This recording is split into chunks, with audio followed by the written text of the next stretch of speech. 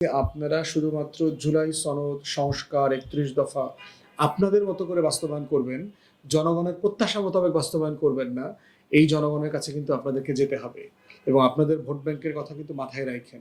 BNP আসলে জুলাই সনদ অথবা সংস্কার প্রস্তাবনা যেগুলো আমরা গণভোটের গণরায় যেগুলো আছে সেগুলো আসলে বাস্তবায়ন করবে কিনা এবং সেই ব্যাপারে সিরিয়াস প্রশ্ন আছে। হিস্টোরিক্যালি বিএনপির ভোট ব্যাংক কিন্তু কমে গেছে। এবার তাদেরকে আওয়ামী লীগ এবং মাইনরিটিদের ভোটে জিততে হয়। অনীহাটা যদি তারা কন্টিনিউ করে তাহলে দেশবাসী তাদেরকে ক্ষমা করবে না। যেমনটা বলছিলাম যে সংস্কার বিষয়ে জাতি হতাশ হয়েছে, বাট এবং এমন এমন জায়গাতে তারা হাত দিয়েছে যেগুলোতে আসলে দ্বিমত করবার কোনো জায়গা নাই। কারণ এই প্রত্যেকটা সংস্কার আসলে গত ১৭ বছরের ফ্যাসিবাদী আন্দোলন, বিএনপি, জামাত, শিবির, হেফাজত, তাদের সবার নির্যাতন, মিথ্যা মামলায় হয়রানি, গুম খুনের ইতিহাসকে সামনে রেখেই এই প্রস্তাবনাগুলো, এই সংস্কারগুলো ব্যাপারে আমরা সবাই একমত হয়েছি এবং এগুলোর ব্যাপারে বিএনপিরও কোনো নোট অফ ডিসেন্ট ছিল না, দ্বিমতের জায়গা ছিল না, কখনো তারা এটা রেজ করে নাই।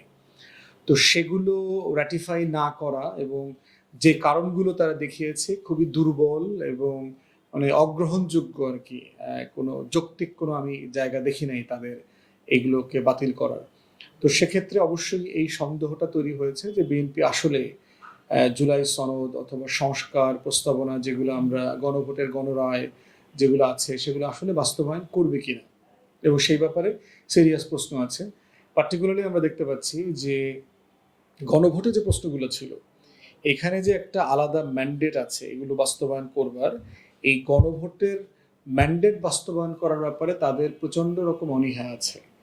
এই অনীহাটা যদি তারা কন্টিনিউ করে তাহলে দেশবাসী তাদেরকে ক্ষমা করবে না।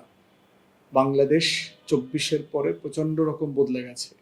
বাংলাদেশের তরুণরা, বাংলাদেশের নতুন প্রজন্ম, বাংলাদেশের ইয়াং প্রফেশনালরা, বিশাল ভোট বেস, যারা মোবাইল ফোন ইউজ করছেন, ইন্টারনেট ব্যবহার করছেন, দেশে বিদেশে থাকেন আমাদের প্রবাসীরা, সবাই মিলে তারা এই বাস্তবতাটাকে মেনে নেবার জন্য প্রস্তুত না।